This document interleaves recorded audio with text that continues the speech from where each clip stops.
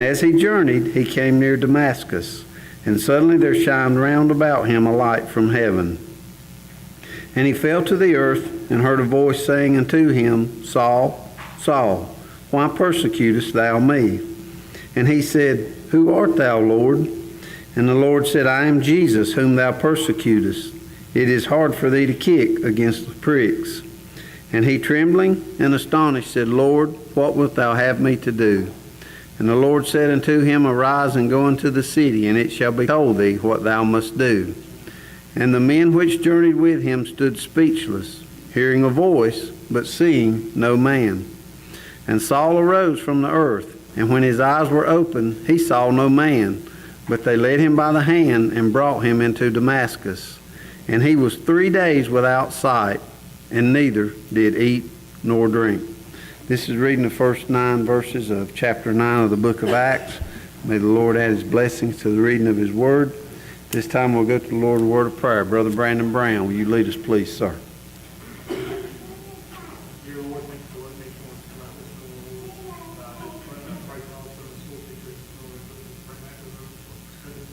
Yes, Father. Yes, help us today.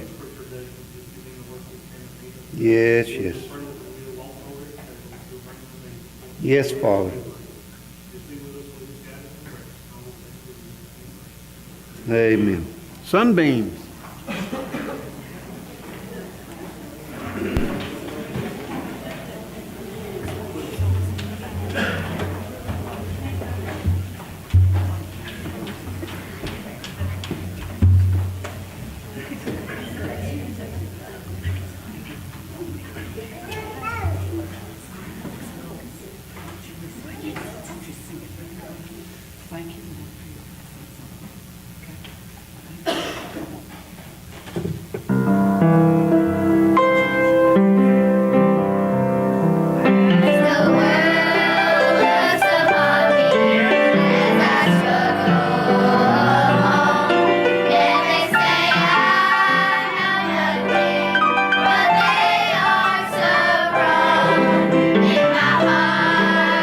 Rejoicing, and I wish they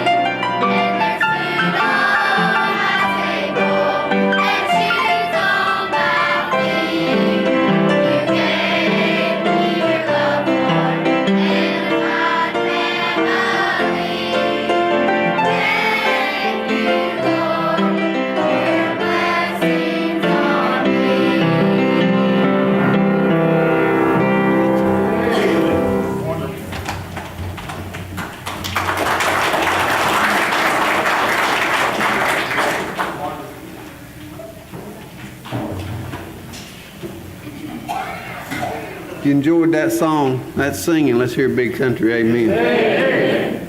If that song applies to your life, let's hear Big Country, amen. Amen. This time, classes form out and teachers take charge.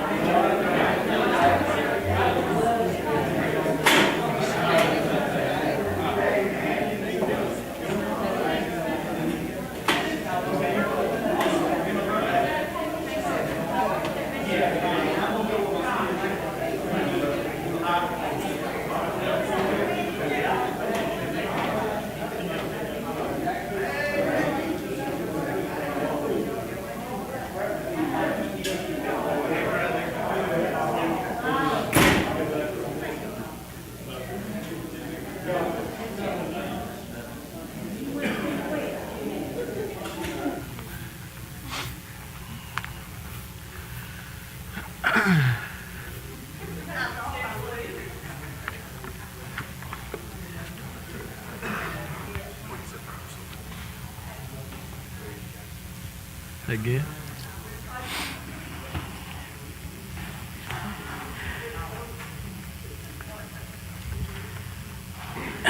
Good morning, everybody. Hey, Zach, you can turn me down just a little bit. We'll start out by going to the Lord in the word of prayer. Does anybody have any prayer requests this morning? Miss Carolyn?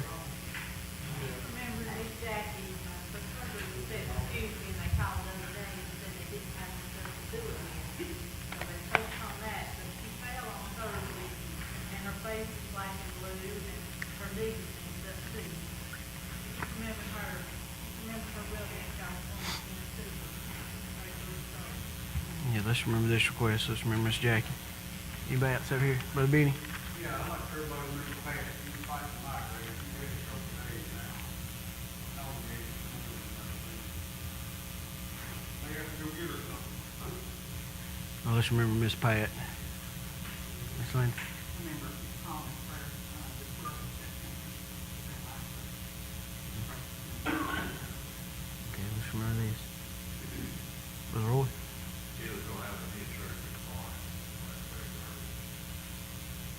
You take good care of her, all right? I think I see him hanging over this way. All right, anybody over here?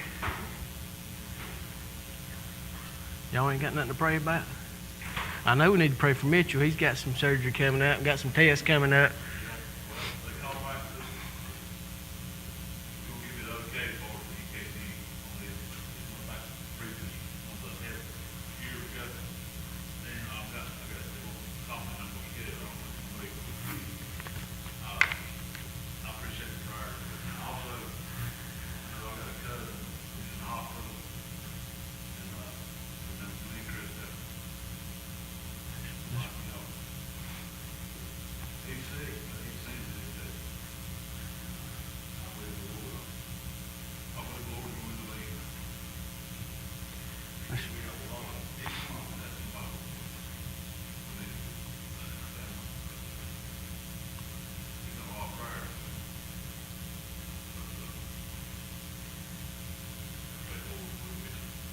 Let's remember this gentleman. I know the preacher's been going visiting a couple times. But that's what Jamie was telling us yesterday evening. Let's remember this family over towards Denton way. Right.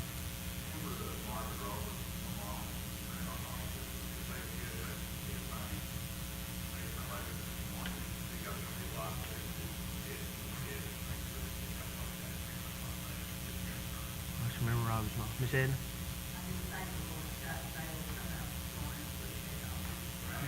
Yeah, it's good to see Jack with us this morning. We got a friend in Mississippi that was on the church. Her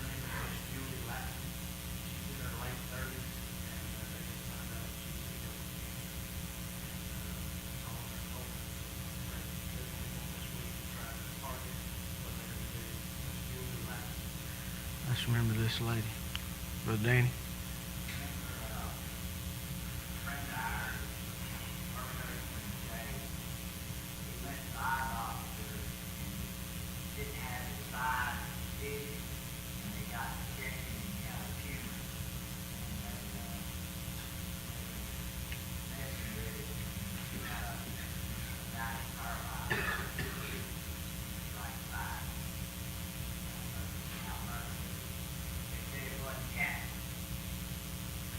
Let's remember this gentleman.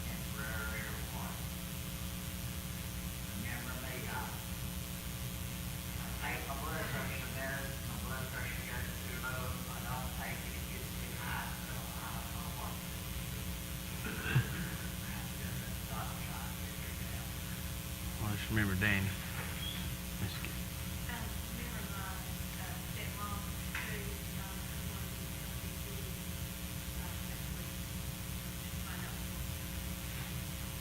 Let's remember Sue. Monica. Mandy.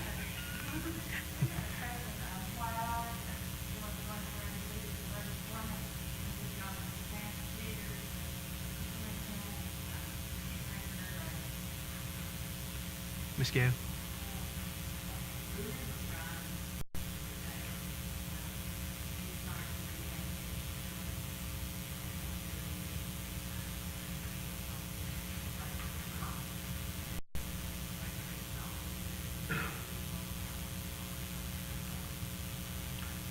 Let's remember this request.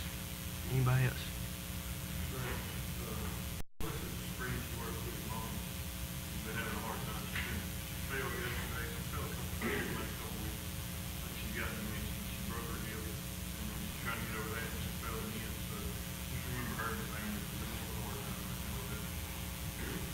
Let's remember this lady. Anybody else? If not, Brother Robbie, will you lead us in prayer this morning?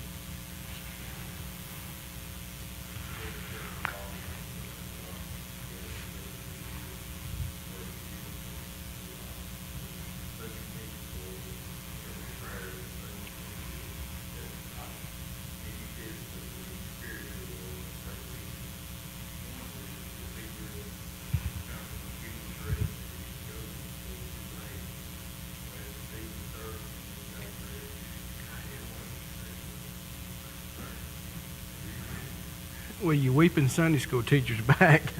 Seems like that's all I can do this morning is cry. But like Benji said, our lessons on Saul when he was converted, you know, I'm glad God shined that light on me. Allowed me to be saved. Let me stand and teach for him.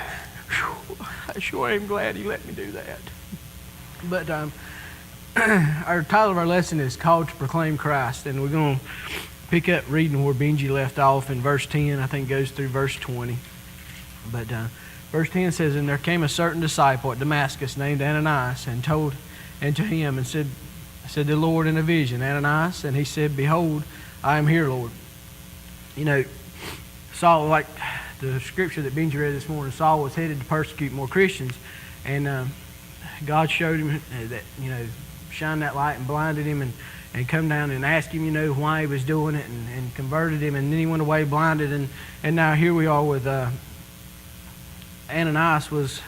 God was going to use him to do that, but you know, the latter part of that where it says, "And behold, I am here, Lord," we got to be willing. Ananias was willing to do what God asked him to do. We've got to be willing, because you know what? You know, Paul gave us 2/3 of our New Testament.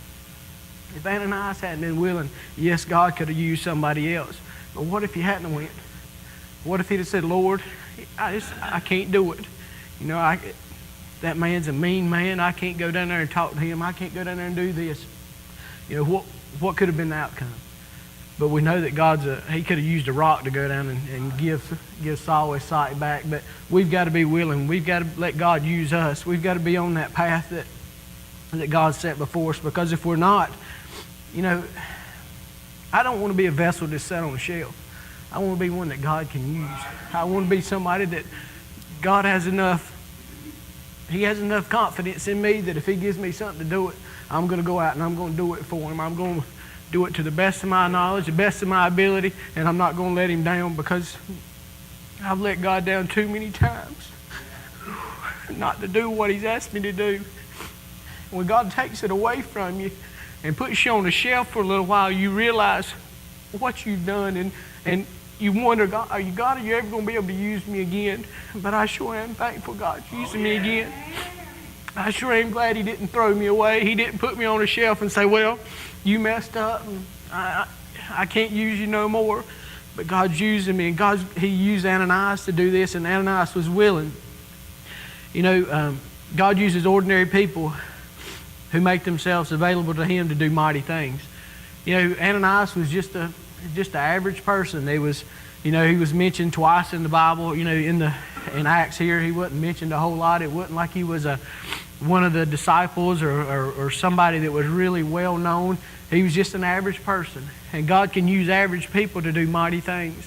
But we just got to be willing to do it. We've got to be, you know, like our title of our lesson is Called to Proclaim Christ. You know, we've got to answer that call, because if we don't, got to pick somebody else to answer that call, and then they'll get our blessing. I'm not saying I'm going to be selfish, but I want all the blessings that God's got for me. I don't want nobody else getting mine because I'm too lazy and too sorry to do what God's asked me to do. You know, Ananias' willingness to listen. You know, we've got to be willing to listen. You know, I have trouble sometimes.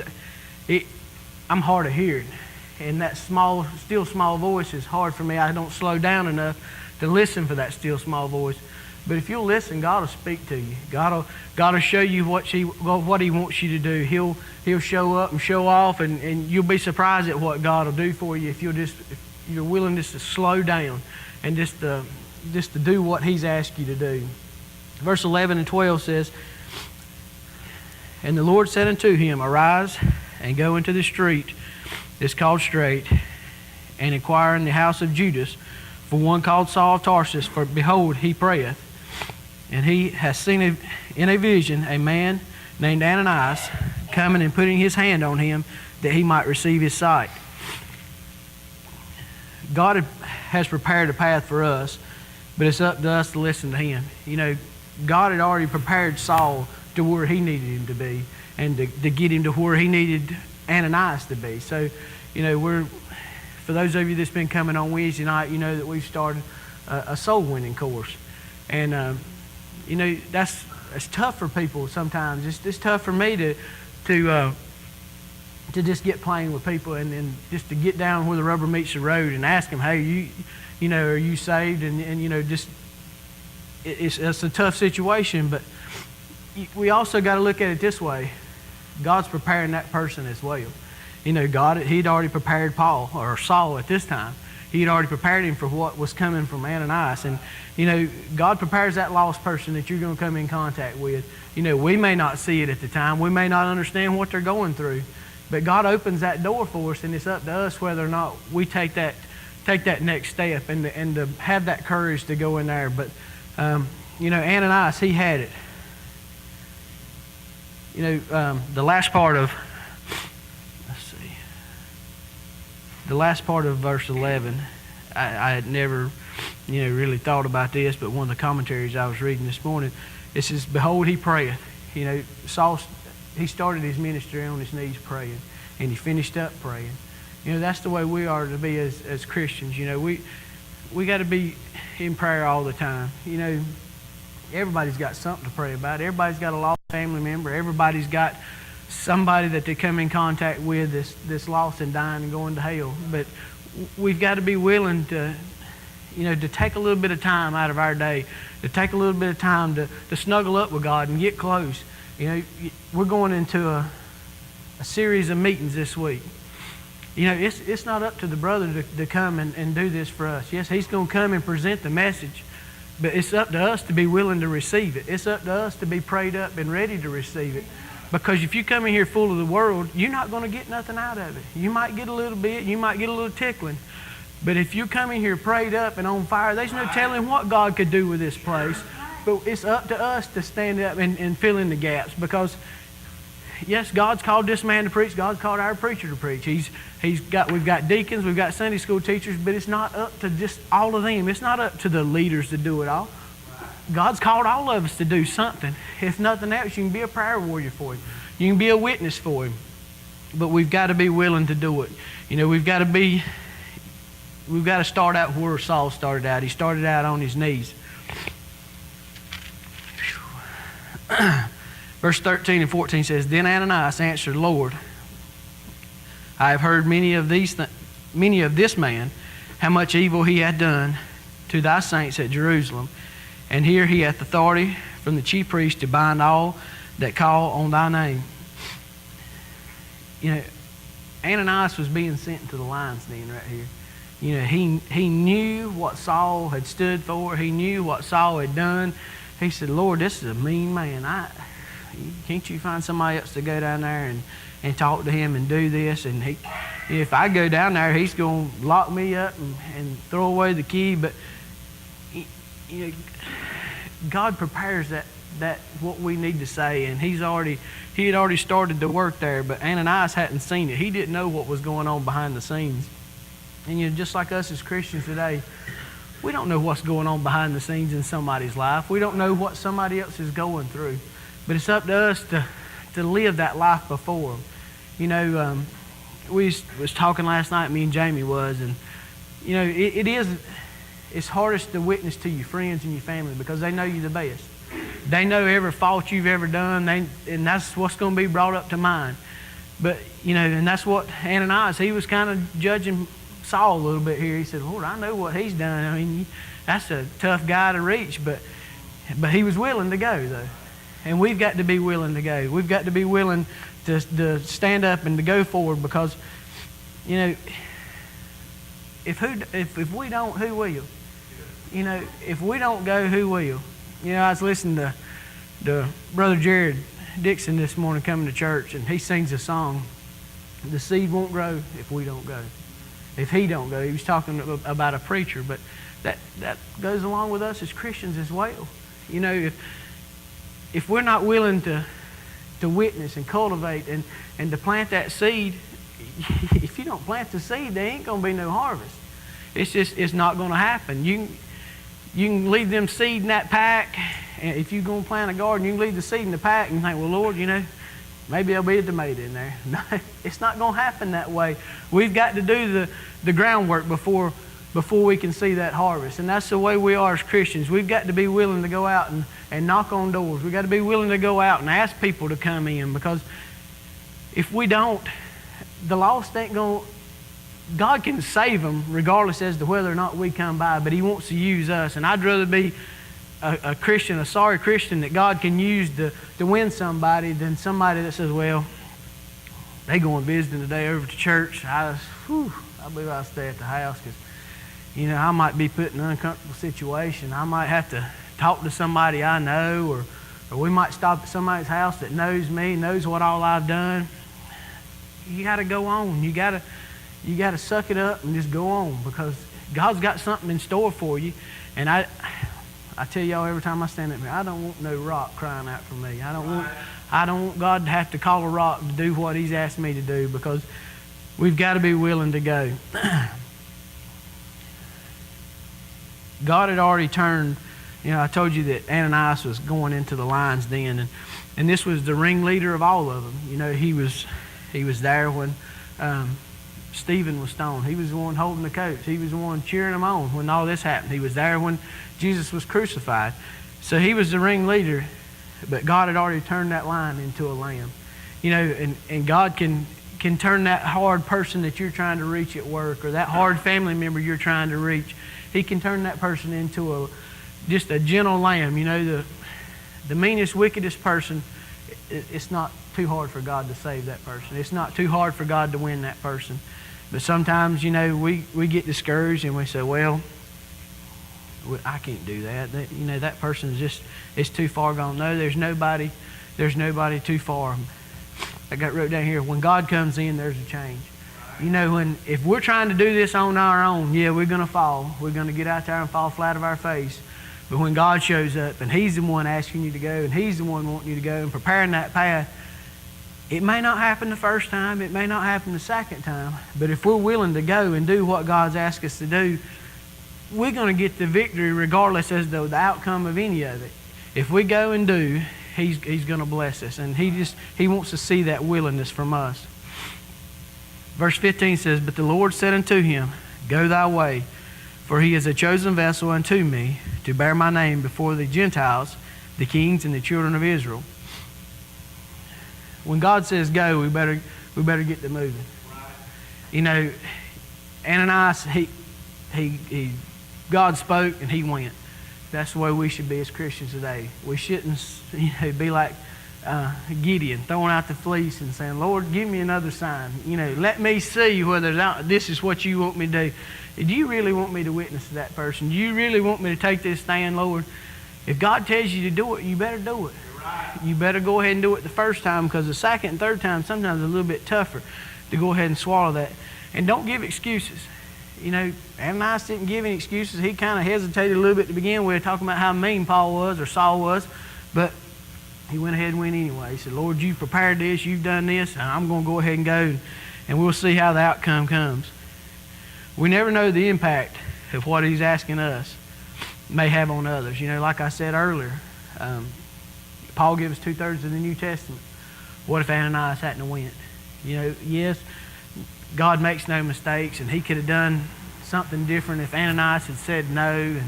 But what kind of impact by us saying no do we have? By us saying, "No, Lord, I don't think I can do that. I don't think I can get up and teach that Sunday school class. I don't think I can do what somebody's asked me to do." Just do it. You'd be surprised at how easy it gets.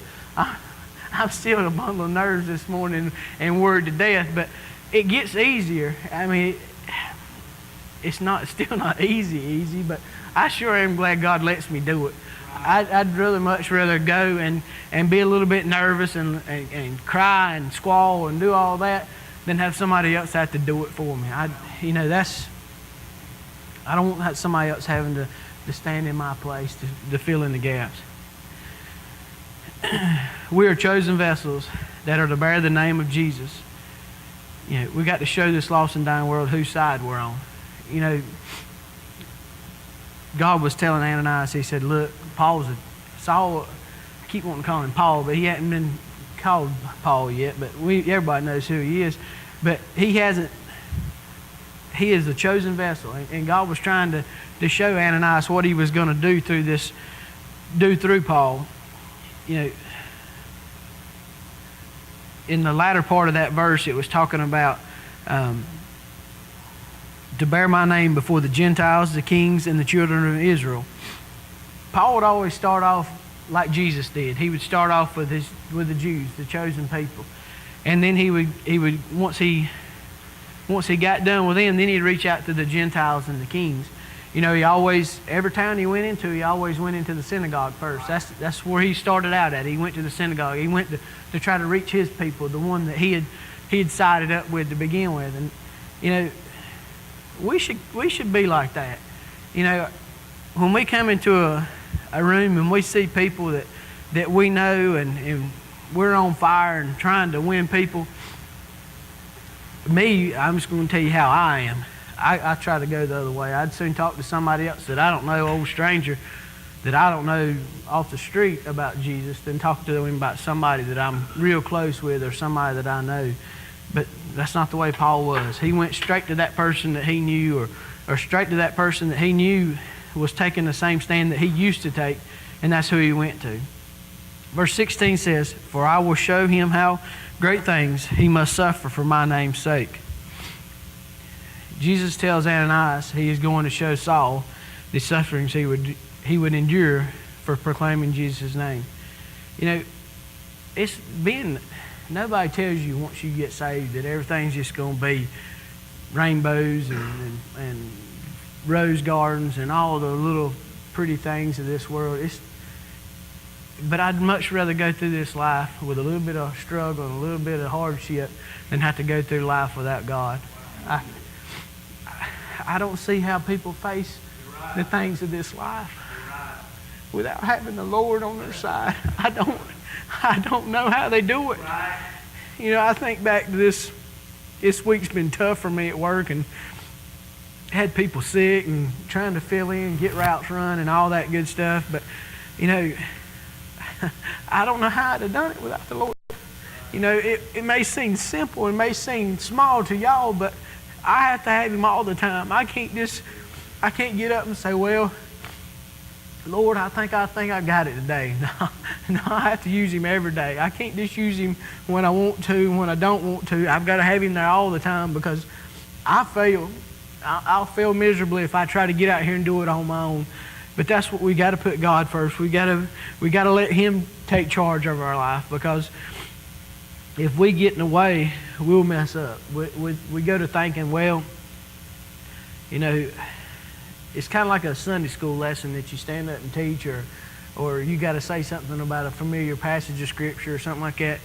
It seems like when those lessons come around, you think, well, I believe I got this, Lord. I don't need to study that much this week, because I've taught that a couple times, or I know about that. That's the week you're going to fall flat on your face. That's why we got to stay in the book. We got to stay on fire for God, because we never know what little bit of stuff that is going to come up in our lives. I rode with a gentleman this week that he's new. I mean, I think he's been with us 2 weeks, and this week was the first time I'd got to spend any time with him, really, was in training and stuff. And me and him got to talking about the Lord a little bit, but I don't know this gentleman's background. I don't know where he comes from and all that stuff, but we don't know who's looking at us. We don't know that, you know, he could be the biggest Christian there was, but then again, he could be the lostest person there was as well. People look at our lives. That may be the only church that this gentleman sees, that somebody you come in contact with sees. You know, they may not be somebody that was raised in church. They may not know about the Lord, but it's up to us to tell them. It's up to us to take that stand and to be willing to do what God's wanting us to do. Verse 16 says, "For I will show him how great things he must suffer for my name's sake." I think I already read that one time, but the latter part of that, what I got wrote down here, in all his sufferings, he never gave up. You know, we can't give up just because things get a little tough. You know, I was texting Jamie or somebody this week and was asking me how my week was going, and you know, it was tough. And the day that he texted me, I told him, I said, well, I was about ready to give up. We can't give up, because we don't know what that person that is lost is looking at us to wait to see how we're going to handle something and how we're going to just, well, you know, that got a little tough, God. I think I'm just going to throw in the towel. I think I'm going to just be done. It's just too much for me to do. No, we got to stand up and fill in the gaps, because I've got 3 little boys, and Logan, he's been saved, but I got 2 more that need to be saved. If I throw in the towel, they may not make it. Yeah, they come into a good church, but it's not up to y'all to get my little baby saved. It's not up to, you know, this church to be a godly church and to be on fire. I'm their daddy. God, He put that burden on me, and I'm supposed to be on fire and praying for them and living that example.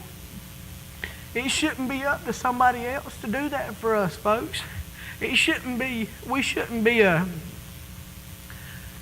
just a Sunday Christian. We got to be on fire all the time. It is hard, you know. Things come up and you get mad and get upset, but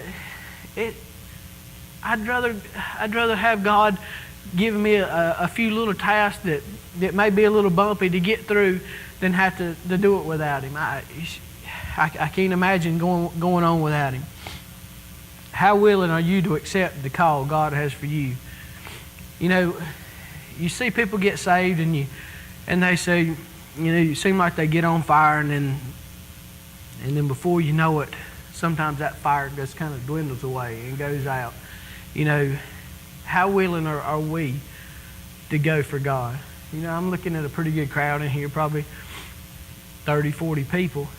If this 30 or 40 people was on their knees, I'm not saying y'all bad people. Don't get me wrong that I'm throwing rocks at y'all this morning. But if we was all as close as God wanted us to be, what kind of outcome could we have on this place? What kind of outcome could go from here? You know, we all want to see revival. I want to see revival break out this week. But if I'm not willing to do what God's asked me to do, it ain't going to happen. It may happen in somebody else's home, in somebody else's life, but it's got to start with me. It's got to start with you. We've all got to be willing. We can come, this man can come and preach his heart out this week. But if we're not willing, if we're not ready to receive what he's got, what God's give him, it ain't going to do us no good. You might as well stay at the house. You've got to be willing to accept what God's got for you. You know, this was a tough thing for Paul to do as well. But it's that tough stuff that gets you through. It's in valleys that you really do a lot of growing, that you do a lot of praying, that you get stronger through the valleys. Yeah, it's good living on the mountaintops, but them valleys, it seems like here lately at work has just been one trial after the other. And the other day, I forget what had went on, but I'd been running a route that week by myself, and we'd had some people leave and different stuff, and it was Friday, and I was coming down the road from High Point, and I got to thanking God for the valleys. It's pretty tough to thank God for the valleys, the hardship that you went through that week, and the things that went on. But it made me a stronger person. It made me a stronger Christian, because you come out on the other side higher than you went in. You know, God's already seen that mountain on the other side that you're going to face, and you can't always go around with your head down. And because us as Christians, if you're saved, if you're a born-again believer, you ain't got nothing to be sad about. You ain't got nothing to hang your head about. Yeah, things get tough in this life, but I'm going to heaven. I don't know about the rest of you, but I'm saved and on my way to heaven. And I've got more to be happy about than I have to be sad about. Yes, things come up. Sickness comes on you or different things, but we got to go through it with a smile on our face, because that may be something that somebody else sees that we don't even know that person's looking at us, and they come up to you after you get done with it and be like, well, I don't know how you done that, but I sure am proud of you. I sure want to have that same kind of faith. I want to be that close, and then that may open a door for you to be that witness and to lead them to the Lord. Verse 17 says, and Ananias went his way and entered into the house and put his hands on him and said, Brother Saul, the Lord, even Jesus, that appeared unto thee in the way as thou camest, has sent me, that thou mightest receive thy sight and be filled with the Holy Ghost. Ananias went on his way looking for his new brother. Saul was his new brother. He was God had saved him and was going to use him, and so he went in and done what God had asked him to do. In verse 18 to 19 says, and immediately there fell from his eyes as it had been scales, and he received sight forthwith, and arose and was baptized. And when he had received meat, he was strengthened. Then was Saul certain days with the disciples which were at Damascus. Saul received his sight, and he got up and he went to work. That's where a lot of times as a Christian we fail. We'll get saved, or we'll get on fire for God, but then when he asks us to do something, it's like, whoa, Lord, I don't know that that's what you want me to do. That's kind of a tough deal, but that's not the way Paul was. He was willing to get on his course, that he was going to fight, and he was going to go down fighting. When we eat from the Father's table, we're strengthened. Paul he had been 3 days without meat or water. Now he got him a little something in his belly, and he was ready to go. When we feed from God's table, when we eat from it, you can go out into this world. You can go out and you're ready to do what God's asked you to do. The call that He has set before us, we're willing to receive it. And the latter part of verse 19 says,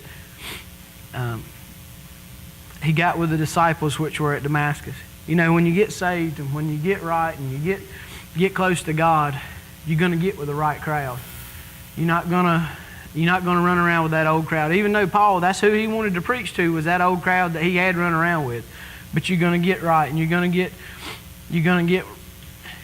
with the right people. And you know, he used to struggle with that a whole lot, and that, you know, well, them people need to be saved too. Yeah, they need to be saved too. You can pray for them, but you ain't got to hang around with them, because you know, if you lay down with the dogs, you're going to get fleas, because evil will always overpower good most of the time. You know, you can be the strongest Christian that you ever thought you was and hang around with a rough crowd, and before you know it, you're doing what that crowd's doing. I don't know why I got off on that, but we're just going to go ahead and tell it like it is and then go on about it. But it does make a difference who you hang out with. It does make a difference of the people that you're friends with, because, you know, it's like I told my boss here last year during my review. Every year they go up to we do a customer appreciation, and we go to a Wake Forest football game where they do tailgating before the football game. And the first year I had to go, I went up there, and they want the managers to bring their family with them. So I brought my family with me. It was when, tell you how long ago it was. It was when Lucas was a baby. So it's been, you know, almost 2 years, because it was like the October, November, right after he'd been born in September. But I told him there was, you know, alcohol and stuff, and I told her when we left, I said, they won't have to worry about asking me to do this again, because I'm not coming back. And then my review was it seemed like we'd do them around December, January, and he said, is there anything you want to add when I got done? And this was me and my boss. I said, I just want to be honest with you. I'm just going to go ahead and tell you this, and you can take it however you want to, and you can fire me, whatever. I said, don't ask me to go to that football game again. He said, why not? I said, well, my kids don't see me drink at home. There's not alcohol in my house. They don't hang around with people that drink. And I said, why in the world am I going to bring my kids to see this? He said, well, you can't shelter them that much. I said, I may not be able to. I said, when they get a little bit older, I may not be able to control where they go and where they don't go. I said, but right now, they're big enough to mind me. And if I'm the one putting them in these spots, then it's my fault. It falls back on me. I said, you know, and that's the way we should be as Christians. If you know it's wrong and you know that it's going to hurt your testimony, you shouldn't be a part of it. And this ain't even got nothing to do with about being called and what God's asked us to do. So that won't cost y'all nothing else. But you got to be right. You got to live before this world right. We can't just come in and put on a good show on Sundays and Wednesday nights and Sunday nights and everybody think, well, that's a pretty good old boy. That's a pretty good lady. People should be able to see that throughout the rest of the week as well. It shouldn't just be a face that you put on here at church. That face should be the same all week. If I see you come up on you and you somewhere and you don't even know I'm around, I should be able to see that same face. You know that. And then God will show you that. You go to thinking, well, Lord, there ain't nobody else around. There ain't nobody else going to see me. And then you're going to see that one person. That one person is going to come up that you know, and there goes your whole testimony. I don't want to ruin my testimony on somebody else's stupidity. But that verse 20 says, and straightway he preached Christ in the synagogues, that he is the Son of God.